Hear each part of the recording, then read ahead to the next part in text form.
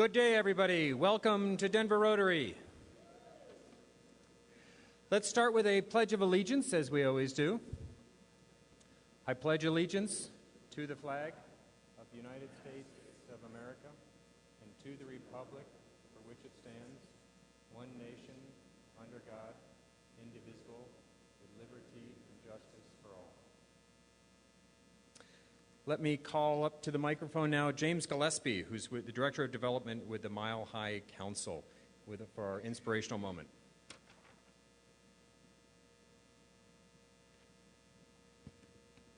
Good afternoon. He ran away from Boston at 17 and took a boat to New York City, after which he ended up walking to Philadelphia. He lived on the streets until his future wife's family took him in. Benjamin Franklin. Staying in New York to pursue her acting dreams, even after she ran out of money, she lived in a homeless shelter prior to landing a role on ABC. Halle Berry. When she was a teenager, her mom moved her family to a shelter in Toronto so they would have enough food to eat. As early as the age of 8, she was singing in bars for food. Shania Twain. When he was younger, he lived out of a car with his dad until he eventually got a room at the downtown YMCA for $5 a night. Dr. Phil. After being fired, she was homeless for about a month and almost died in a parking lot. Jewel. He was homeless as a young boy when his mother remarried a cruel man, and then again in adulthood as he and his wife lived out of a car while trying to convince restaurateurs to recipe for chicken. Colonel Sanders. Abandoned by his father at the age of 10 and with his mother in a mental institution, he spent his childhood in Southampton, England, taking jobs on the docks and sleeping in alleyways. Cary Grant. Don't judge a book by its cover. We all need a safe place to call home. Spots are still open for the fellowship meetings to be held on March 21st. Reservations for our Iliff School of Technology Fellowship are due today. All other fellowship reservations are due March 20th. This is in lieu of our March 24th meeting. District 5450 conference is going to be held on April 22nd through the 24th in Breckenridge. You can make reservations today by going to rotary5450.org. Tuesday, April 12th is the 9 Health Fair. They're looking for volunteer cashiers. They need 7 cashiers at all times. Shifts can vary from 2 hours to the entire day if you wish. It's a good time to connect with Rotarian friends, laugh a little, enjoy some good snacks.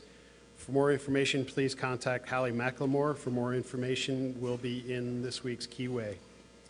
And it's your last chance to register for the 5450, 5440 2016 WASH Symposium. That's Water, Sanitation, and Hygiene. It's going to be March 19th from 8 to 5.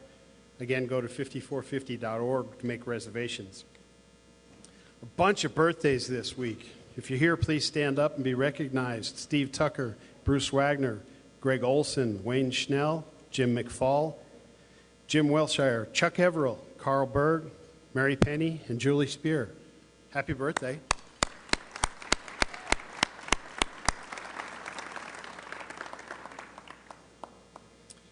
Bunch of guests today. Prospective new members, Mark Donovan has Lindsay King, and Charlie Miller has Armin Asfari. Would you please stand to be recognized?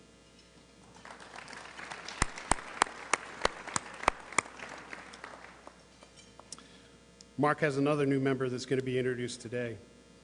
Bunch of guests, a couple of RCD foreign exchange students, Brunella Folly and Lariza Alvarez. Welcome.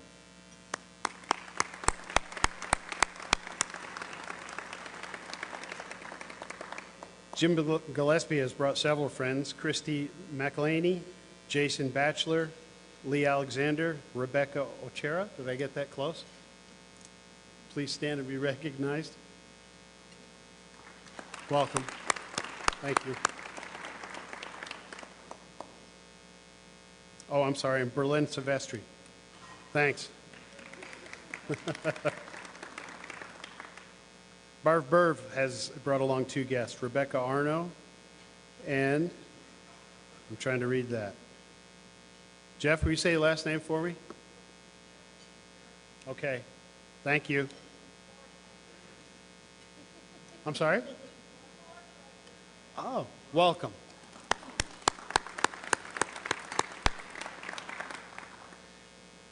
Jim Gillespie brought a bunch of people. So written down here is also Mike Robbins. I think that's it. Is it? Okay. Welcome. 2 visiting Rotarians from Highlands Ranch and San Diego, Joe Roos and Ian Campbell. Welcome to our club. Jim, all yours.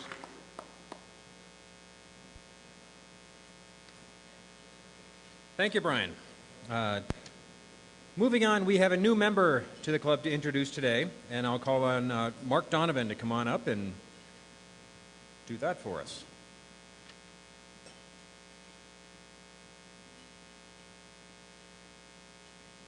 Good morning, fellow Rotarians. It's my pleasure to introduce Kate Mercer Lawson. Kate is a member of our Emerging Professionals cohort, and she and I had the opportunity, the very first experience that we had together was sorting children's clothing in a warehouse in Broomfield, and she made it so much fun. It's my pleasure to introduce Kate Mercer Lawson.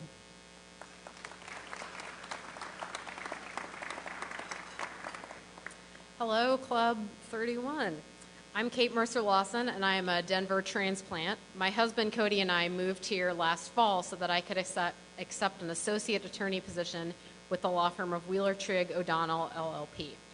Before joining the firm, I spent 4 years in federal government service, 2 years as a law clerk to the Honorable Jerome Holmes in Oklahoma City, where I might add he is the immediate past president of their Club 29, which is how I first became interested in Rotary. 2 years prior to that, I was a law clerk to the Honorable Sarah Evans Barker in the United States District Court for the Southern District of Indiana. And well before I realized, though, that the law was my calling, I worked for a breast cancer nonprofit, a state hospital association. I got a Master of Health Administration, and a long time ago, in a past life, I completed 2 years of study at the Washington University School of Medicine in St. Louis. But now I'm a lawyer, and very happy doing that. I'm a Hoosier at heart, but I'm extremely motivated to make this vibrant and wonderful city my home. I've started to plug in by joining this fantastic club, thanks to Mark. I've just joined Trinity United Methodist Church, and I've become active in the local chapter of the IU Alumni Association. That's Indiana. Go Hoosiers. I have a heart for mentoring high school students, and I hope that Rotary will give me some opportunities to serve as a mentor, because that's really what I love. Meanwhile, my husband and I are making the most of every opportunity to hike, run, spend too much money at the Tattered Cover, and try new restaurants. The most important thing that I would want all of you to know about me is my personal motto, which I borrowed from Irma Bombeck when I was 16 and have stuck with it ever since. And that is, when I stand before God at the end of my life, I would hope that I would not have a single bit of talent left and could say, I used everything you gave me. Thanks for the warm welcome. Please stand and help me welcome Kate Mercer Lawson.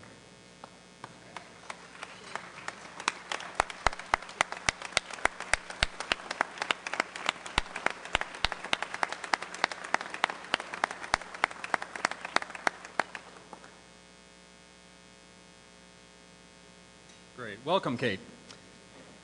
Let's see. I'll ask Jim White to come up next. Jim White has a very special tribute. We don't get to do this very often with what he's about to share with us, so hope you enjoy it. Jim?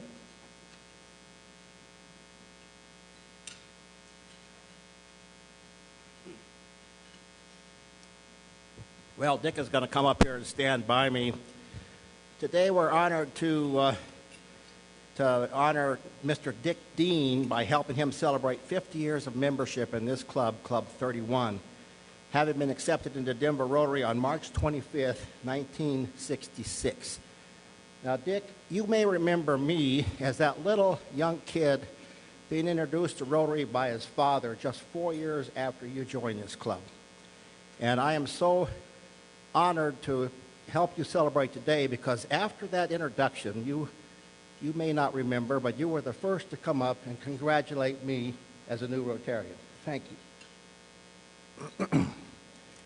And Dick, we want you to know that your fellow member and friend Ron Sherbert, known to you and to all General Motors people as Norm, wrote this tribute to you. He wanted very much to be here to share this celebration with you, but he couldn't due to other circumstances beyond his control, and so he is here with you in spirit. And so this is what Norm had to say. Dick was born in Los Angeles, California, and raised in Riverside, Connecticut. Dick started his professional career with State Mutual Life Assurance Society, first in Massachusetts and then in Texas.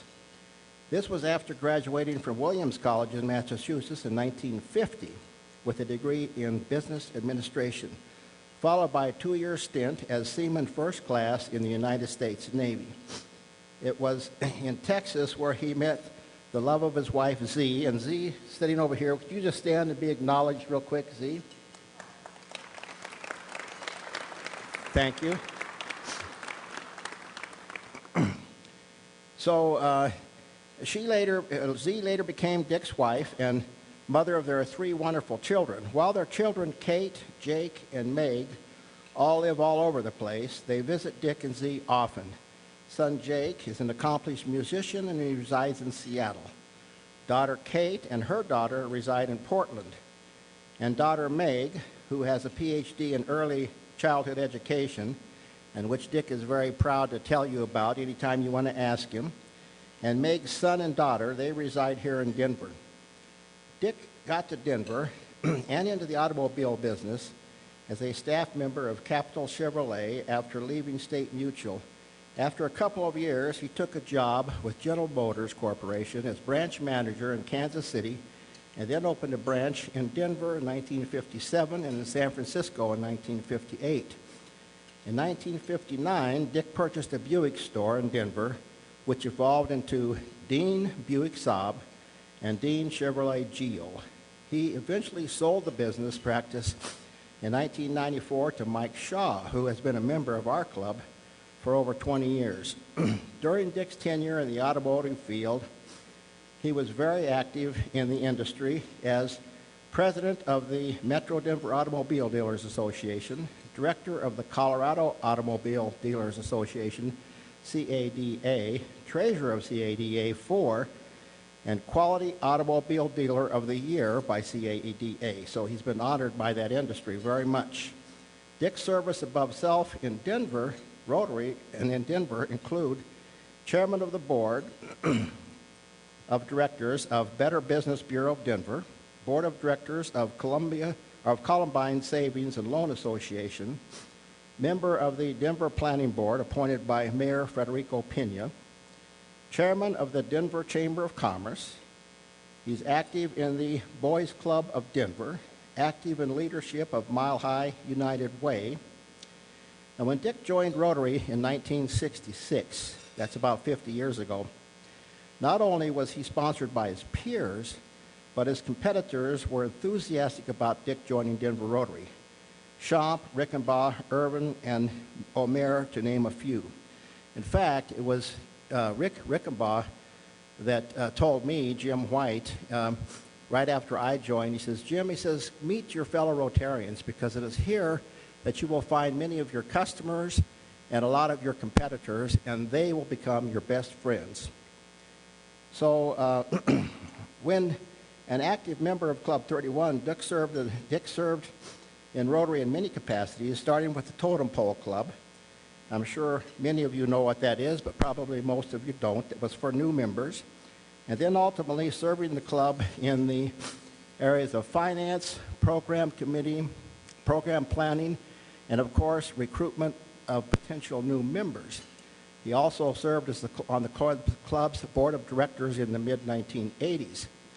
Dick has been a generous supporter of both of our foundations through the 50 years of tenure.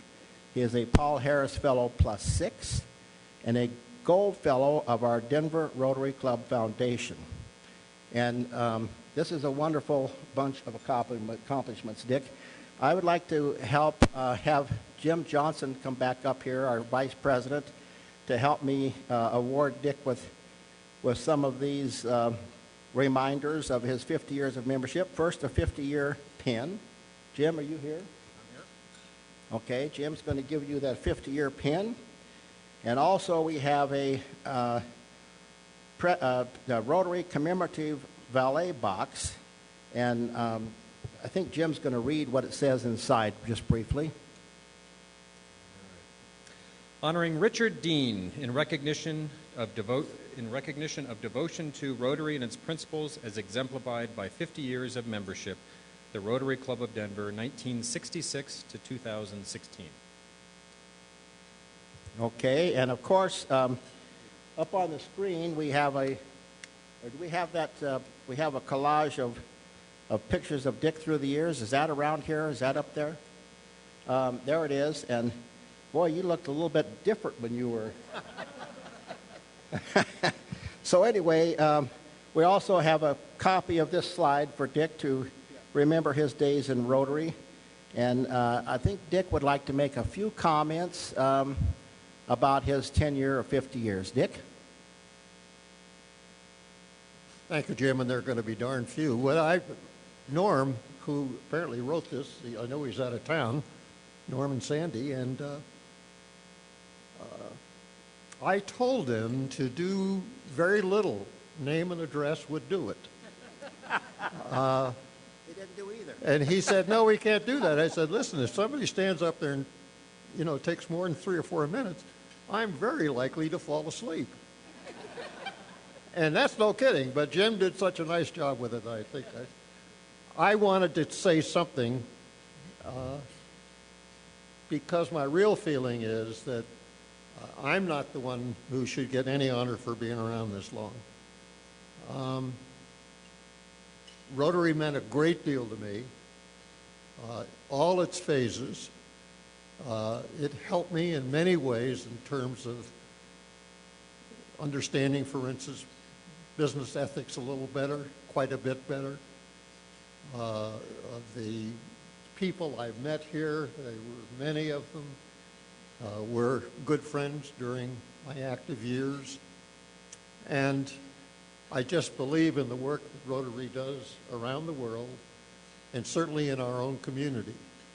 And what I want to do is to thank you for maintaining the mission and the four-way test and all that Rotary stands for, and for making the club grow in the community. And thank you so much for your participation in Rotary. Thanks. This is for you. Can we please stand and honor Dick for his 50 years of service above self? Thank you very much.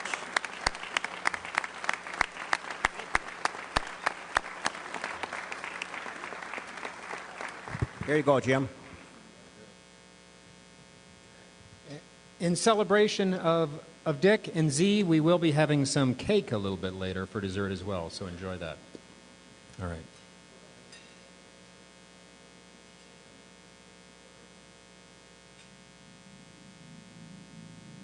Definitely a trying time in my family, definitely my immediate family. We did find ourselves homeless, and it was a time where my mom was going through a lot of abuse from my father. The domestic violence were in our household was pretty deep.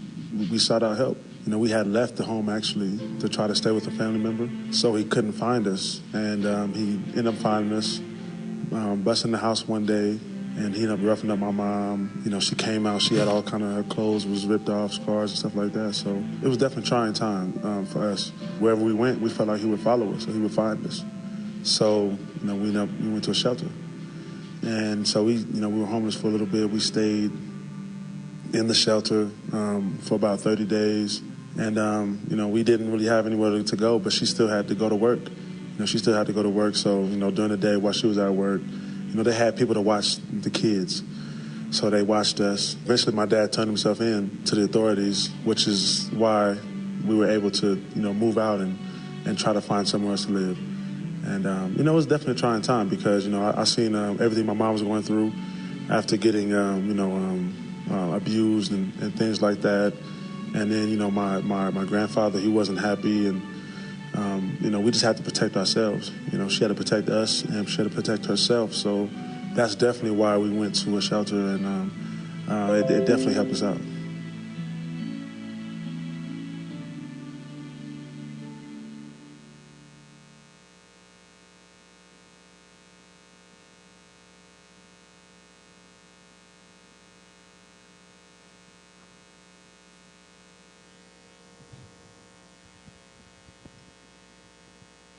Brandon Marshall, Denver Bronco, formerly homeless. Homelessness can happen to anyone. Nobody is immune. Today, when we leave the DAC, you may pass by Civic Park and see many men, women, or even children sleeping on the ground. You might drive down Colfax and see a variety of individuals waving handmade signs at stoplight intersections. You might walk down the 16th Street Mall and be asked to give some change. Today, as a fellow Rotarian, I ask you for some change. For some, I'm going to ask for you to change your mind. For others, I'm going to ask for you to change your perspective. And even more for all, I'm going to ask for you to change your heart and give it permission to grow in its capacity to build goodwill and better friendships among those who are housed and those who are unhoused. We as Rotarians are supposed to ask the primary question, is it the truth? The truth is that 51% of those experiencing homelessness in the Metro Denver area are families with children. The truth is that there's been a 307% increase in school-age children experiencing homelessness over the last 9 years. The truth is the cost of homelessness is $43,240 as opposed to the cost of housing an individual, which is $11,694. The truth is that the overwhelming majority of those who are known to be homeless in Colorado are an invisible population, sleeping on couches, in cars, or doubled up with their friends and family. The truth is that experiencing homelessness can happen to anyone, and most people in Denver experience homelessness as a result of job loss, death or divorce in their immediate family, or illness. The Close to Home campaign is a grassroots public will-building initiative to raise awareness, increase understanding, and move Coloradans to speak up and take meaningful actions that make a difference in the lives of those experiencing homelessness. Dear Rotarians, won't you spare some change? Please welcome our first speaker. Leanne Wheeler could not join us today. She's fallen ill. And just a few hours ago, we had Mr. William Panamaroff, who has volunteered to speak with us today. Please welcome William. Thank you.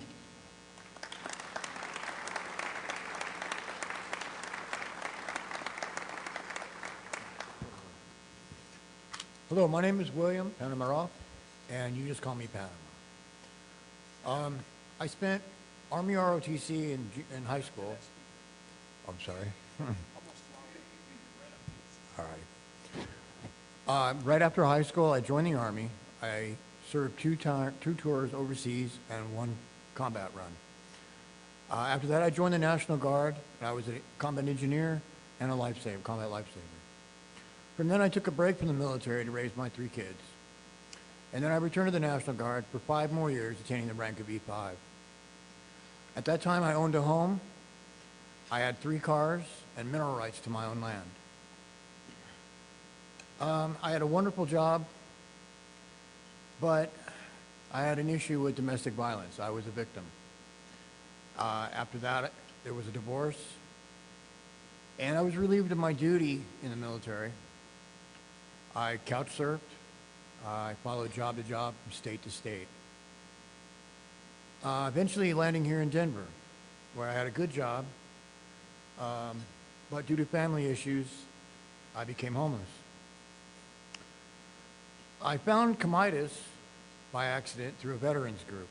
They recommended me to stay there for a while.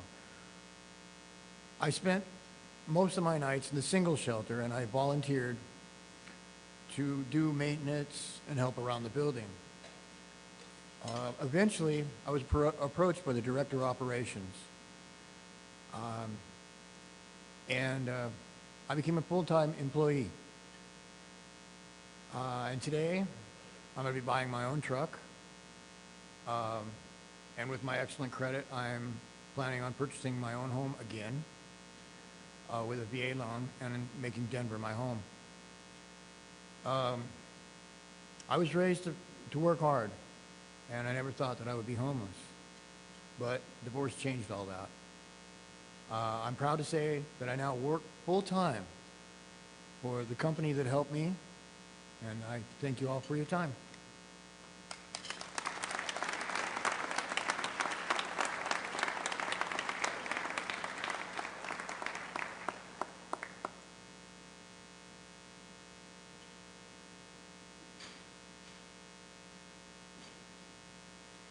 Hello. Thank you all for your time here today to listen to our stories. My name is Tiffany Christian, and when I was asked to share with you all some of my story, I really didn't know where to start because my story encompasses my entire 35 years of my life thus far.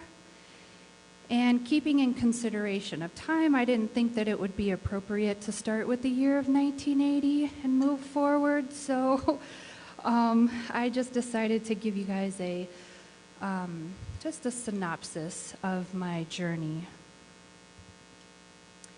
I was born in Denver to a typical little to middle class family. I have 6 siblings, and we are a blended family. Meaning that we all have different moms and dads. So because of this, it caused a lot of instability. We moved around a lot, and I went from my grandmother's house to my mom's house to my biological father's house. Then when my mom got remarried, I moved over there to my mom and stepfather's house. And throughout these different instabilities, I saw a lot of anger and addictions and abuse, and it directly affected me. And at age 13, I decided to take charge of my own life, and I didn't want to be at home, and that was my decision. I wanted to run away and stay anywhere else but any of those homes that I had. I would have rather stayed on the streets, and I always struggle with mentioning the specifics of my upbringing because I feel like I've always made my own decisions, and I never wanted to blame anybody for my choices that I made growing up. However, recently I've realized that there is a direct connection because my upbringing made it difficult to transition into being a fully functioning adult. So with that being said, I want to take you back to when I was a teenager, and this area over here at the 16th Street Mall I became very familiar with. It became my home, and it was where I stayed a lot of the times because it was 24-hour access, buses and the shelter and the bus that goes down the mall. And there was a day place called The Spot, and it was a place for the youth to hang out, and it was safe. They provided activities and food for the young people. I slept on buses. I slept in restaurants, the bathrooms of different restaurants that were open 24 hours. And I was in several shelters to where by the time I was 15, I was in close to 17 different group homes and shelters, and one of them I was in 13 different times.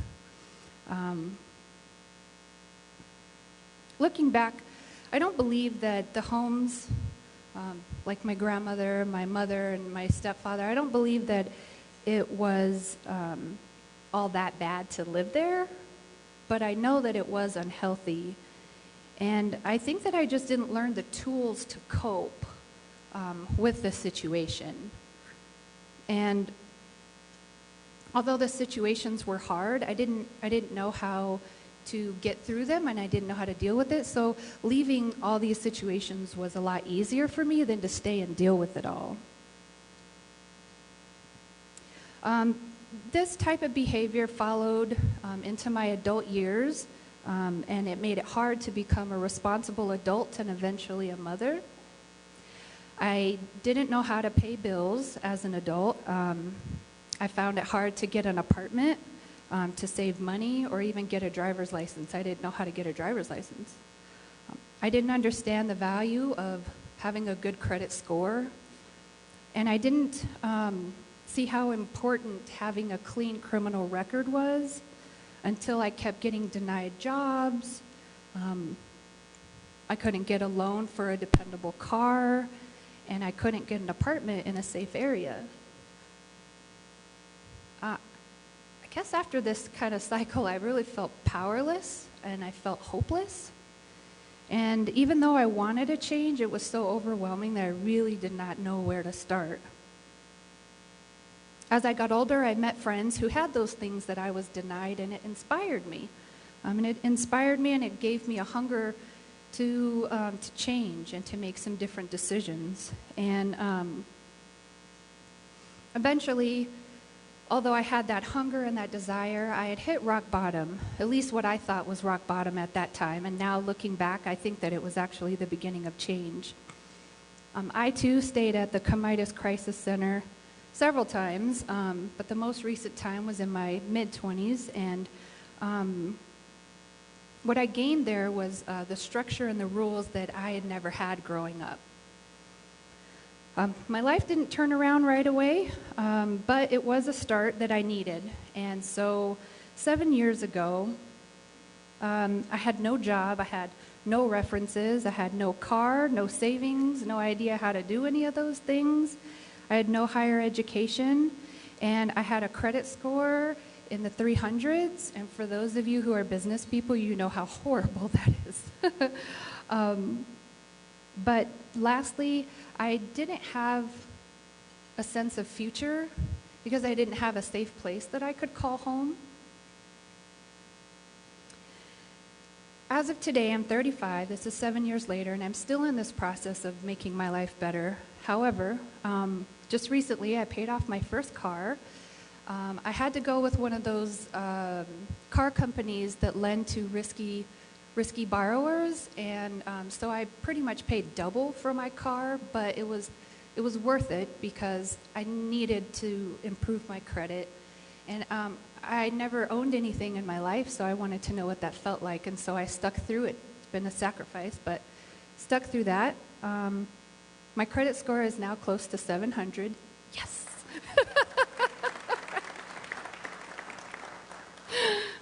I recently, just last year, graduated from Community College of Aurora with an associate's degree with a 4.0 GPA.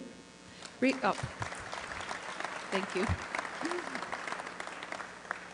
Recently, I just transferred, and I've been accepted into the University of Denver, and I currently just finished my first quarter last week, and I now have a 3.5 GPA, and I'm the first in my family to go to college. I've been employed with the same employer now. Oh, thank you. I've been employed with the same employer now for 2 years. I have some savings, and I've learned how to save, but that's kind of hard when you're a single parent going to school. But my daughter, she is a teenager. She has a 3.7 GPA in high school. She's happy, she's healthy, and she doesn't have the life that I lived when she's now 15, and she doesn't have the life that I lived when I was 15.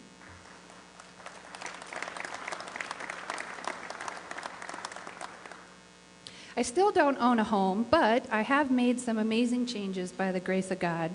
And I'm making the sacrifices to change all of those cycles that I had growing up, because I don't want that for her. Looking back on it, I realized that I wasn't the stereotypical homeless family. I needed to just learn those coping skills. I needed to learn life skills. And again, looking back, I think that it could definitely happen to anybody. I didn't choose, although I didn't want to be at home, I didn't choose that path because I didn't understand the consequences that were going to come to it. Rather, I didn't have a safe place. And now, I mean, it feels great just to be able to go home, have my own keys, and I'm responsible. And sounds a little weird, but as an adult, that's what we should be doing, right? But if you don't have somebody to teach you those things, you can't do what you don't know. Well, I just want to say thank you, everyone, for listening to our stories. Thank you so much for coming here today. Have a great evening.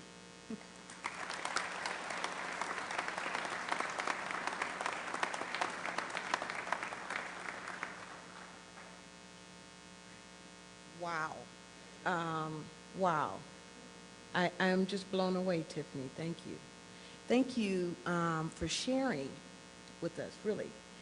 Because sometimes I think when we start thinking about homelessness and what it means to people, we forget that we are her. We are that person.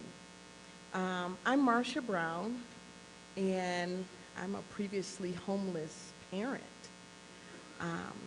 Tiffany, I am inspired by you because you really just said, hey, I'm me. And I think it says a lot. It takes a lot of courage to say, this is what happened, and look at me now. So my story is kind of different. You know, I'm kind of 35, but I claim 27 and a half, just to top her story. But really, as I think about homelessness, what it really means to be homeless, what do you do? What do you do when you're homeless? Like, if we stop for a minute, my whole life, I had parents, of course. I'm here. I've got siblings. I was the baby, so of course I'm a little, not really spoiled, but really a little spoiled. But we grew up like most American people, like people in general, right? You don't grow up thinking, oh, how to prepare yourself for homelessness. What do you do if you become homeless? No, typically my parents were, I think like everybody else, they worked, they taught me to fight for what you believe in. Do the hard work, and it'll pay off. So I did. Very, very adamant about working to make sure you're putting in your time. As I went on this journey as a single parent, my kids now are adults, and I have a son and a daughter. One is 25 and one is 20. And so as I was growing up, I thought, okay, school, I'm going to be the best I could be. I'm going to do everything in school. And I taught my kids to do the same. Live to be in school, right? You make sure you're part of all the programs and you take advantage of everything that you can. Not thinking that one day you could be homeless. How important is that? Who thinks about that? So for me, it was put the work in, it'll pay off. I worked as a single parent. I worked for one of the credit bureaus, and they closed my business. They closed the office down in Detroit, and I said, hey, you know, I love Colorado. I'm going to go on vacation. I'll take my kids on vacation, and we'll, you know, start living the dream. I worked and put the work in. I stayed the path. But what do you do when you're homeless? Where do homeless people go? I never thought about that. Where do you go? You walk along the street? Nobody's missing you, by the way. No one is expecting you to be anywhere. That thought was devastating to me. Like, wait a minute. I go to work every day. You know, we pack our lunch. I pack a lunch now because I'm more efficient. But you pack your lunch, you go. You pride yourself on being on time or being early or staying late. So I got here. I'm in Denver. Love this place. Love it. My kids is doing well. They're graduating. They're active. They're healthy. I decide to start working and build a nonprofit. went great. We were feeding about 3,000 people through the Food Bank of the Rockies. I felt accomplished. So accomplished, I started my own business. Yes, we could take this on from one community. We could spread this around the state, right? Because I've got something to give. And then I get that phone call where this young man, my son, my only son, was hit by a drunk driver. That phone call changed my life. Working no longer mattered. I was just glad to see that he was alive, because the young lady he was in the car with did not make it. The driver was going over 100 miles an hour. T-boned the car. They cut him out of the roof. And after he got to the hospital, they called me. My knees buckled. Who wants to get that phone call? We don't think about that phone call in the middle of the night. That phone call changed my life. I'm not even sure how I made it to the hospital. He had severe nerve and muscle damage. This was someone that's very active, right? Living that young life, and you love to see your kids living it. I closed my business. I shut every door and became a full-time caregiver and would do it again, as you would as parents, right? I knew I had tucked away a couple of dollars. You know, how many days should it rain? Remember they asked you to tuck away money for that rainy day, right? You say, well, okay, 30 days of rain should do it, right? 6 months later, I had exhausted my entire savings, and we were looking at eviction. I called Warren Village. It's a transitional shelter. I didn't know about the program. I just knew that's where you could go if you needed help. And I had to ask myself, I'm getting ready to be evicted. I've got this young man that could barely walk. I've got a teenager that's in high school. What do you do when you're homeless? You reach out. Do I deserve a safe place? Of course. We all do. I got the phone call back after I applied for Warren Village, and I sat on my thumbs praying and hoping that I could get in immediately, because when you're getting evicted, you got to go somewhere. Nobody cares about your stuff being put out. You ride along the street and you see people's stuff out all the time. You don't stop from going to work to say, how can I help those people? What happened? When you look at people, we think homelessness looks like the guy on the corner. We don't think it looks like business people with degrees. Warren Village called me back, and I'm telling you, I think everybody that knows me knew I was just joy and in awe. You could move in 30 days. You're like, yes. It's a clean, safe place. My kids can come. I can rebuild. I could get back on track. I could do. What I didn't realize is that this trauma froze me. It hospitalized me. Because how do you deal with it? You attack it head on, right? You say, hey, the baby needs help. I'm going to help it. And I'm going to do this. I'm going to take him. I'm going to do this. And I'm going to cook and clean. It's something like the Superman cape thing that women carry sometimes. But you feel like you could do it all until I was hospitalized. And he was like, hey, stop. Breathe. You're in a safe place now. You can eat now. It's warm. The door's locked. It's your key. We'll help you get back to where you are. I often think, where would I be without that help? Because I didn't grow up thinking I was going to be homeless. I didn't grow up thinking, what do you do when you become homeless? I grew up thinking I was worthy. I can empower other people. and now it is my mission. Thank you so much for listening.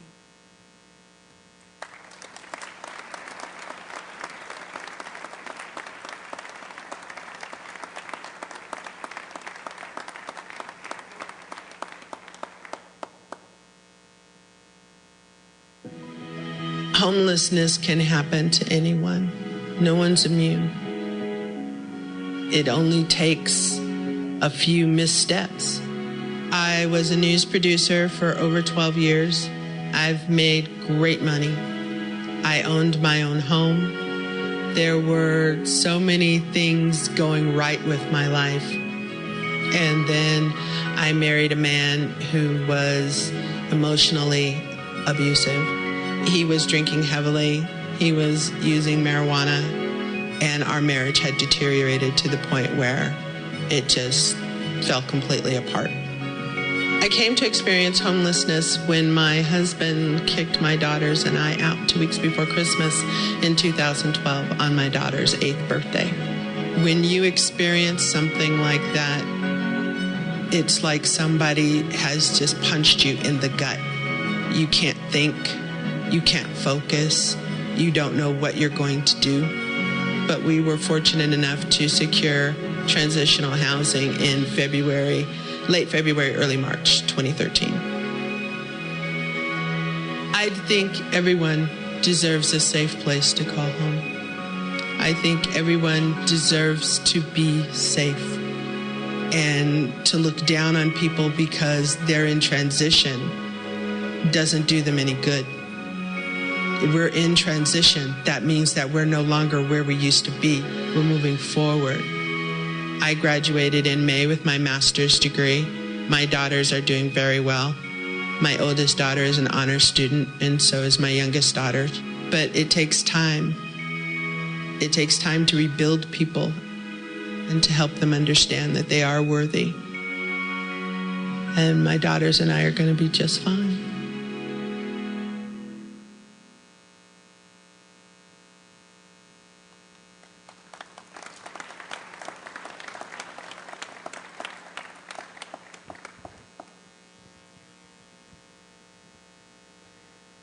These are the faces of homelessness.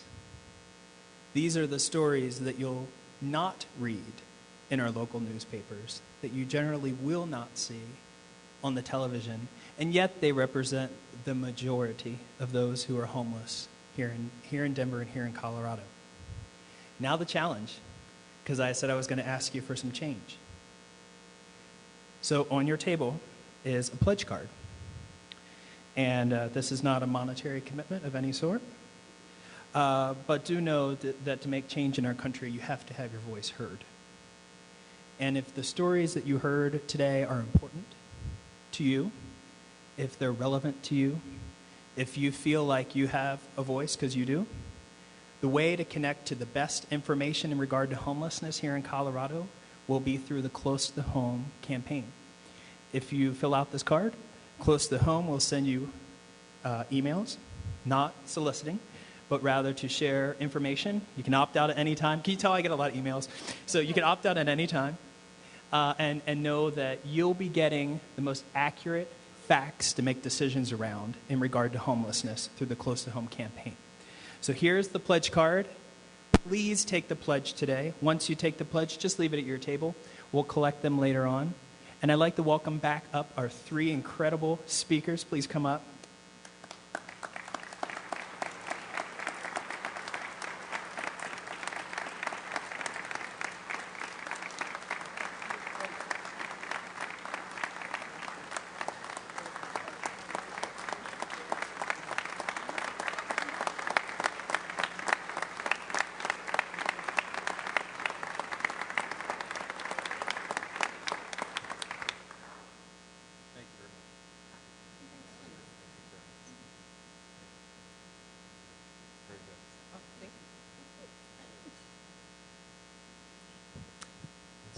Thank you very much. Powerful stories and a wonderful opportunity for us all to get educated about what goes on right around us every day. James, thank you for putting together today's program. I don't know exactly how it came together, but I'm sure you were instrumental to it making it happen, so thank you very much. in honor of today's program, our Rotary Club has given $50 to the End Polio Now campaign, and of course that's matched by the Bill and Melinda Gates Foundation to help eradicate polio around the world. So James, this and the iris that goes with it is for you. Very good. So if we have any questions out there, I'm told that we have 1 or 2 minutes that we might be able to take some questions. So if there are questions, put up your hand, and we have a couple folks with microphones. Hey, thanks. What's something that we as a group can immediately do to begin the eradication or at least the assistance for people currently experiencing homelessness? That's a great question. So we all know that homelessness is a problem that's been around, right? And like a problem like a social issue that's been entrenched in our culture, it's going to take a lot of time. So the thing that we need the most is patience, because it's going to take a lot of time to unwind the manifold areas and points that create homelessness in our community. But there's a tangible action too, and that's take the pledge. Because when you take the pledge, it's going to connect you to being able to connect to information that is accurate. And we as decision makers need accurate information. Is it the truth? So if you want accurate information on this issue, the way to get to it, take the pledge. Are you familiar with the program in Utah that they agreed that it was cheaper to build people safe housing than to deal with all the side issues that happen from homelessness? Is there any pressure here in Colorado to do that? Great. It's a great question. How do you solve the issue of homelessness? You have homes. So we know that the rental market here is good for some and bad for others. And in some cases, it's more affordable to buy your own home than to even rent. So the reality is looking at affordable housing as a part and parcel of the solution. That's what's happening in Utah. So there's a group of folks that are going around and really shaking the trees of government.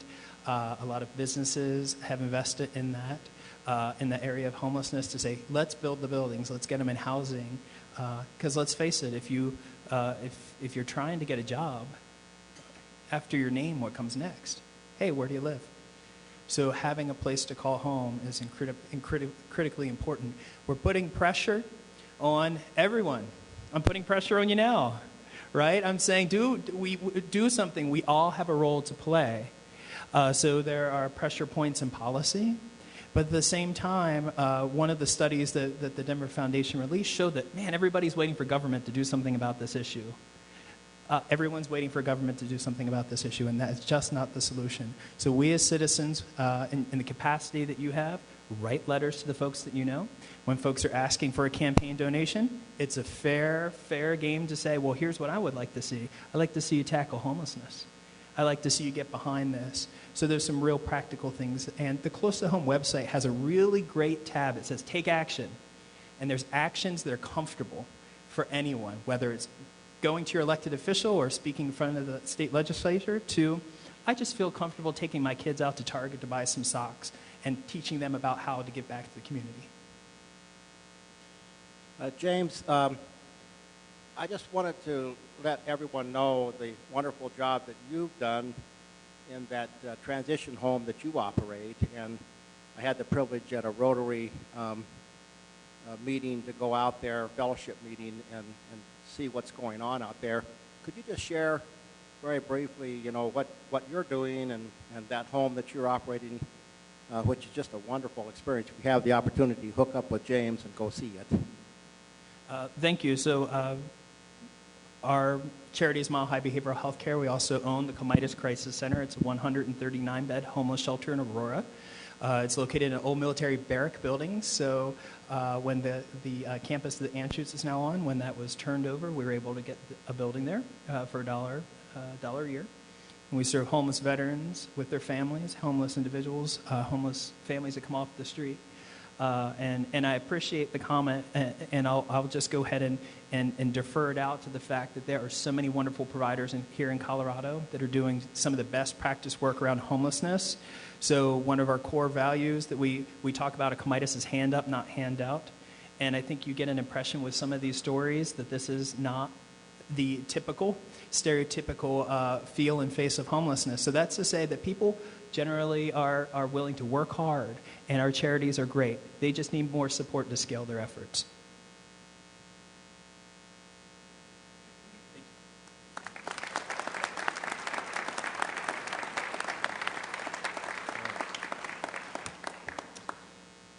All right, thank you all. Mark and Kate, I encourage you to hop up and step on over to the door so we can greet you as we all exit today.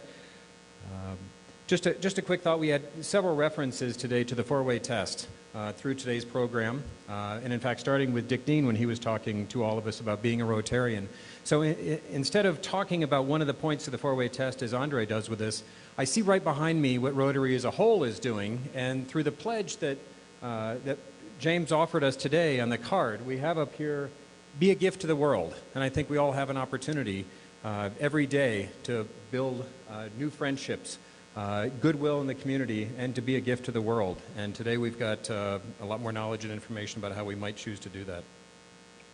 Next week's program, we are not here at the DAC. Instead, it's Fellowship Week, so there are various meeting times around the city that you can opt to go to. If you would like to go to the ILIF School, that is on a different day. I believe it's on Monday, but you need to reserve that one today. Otherwise, you have until March 20th to make your reservation for where you'd like to go. With that, we are adjourned.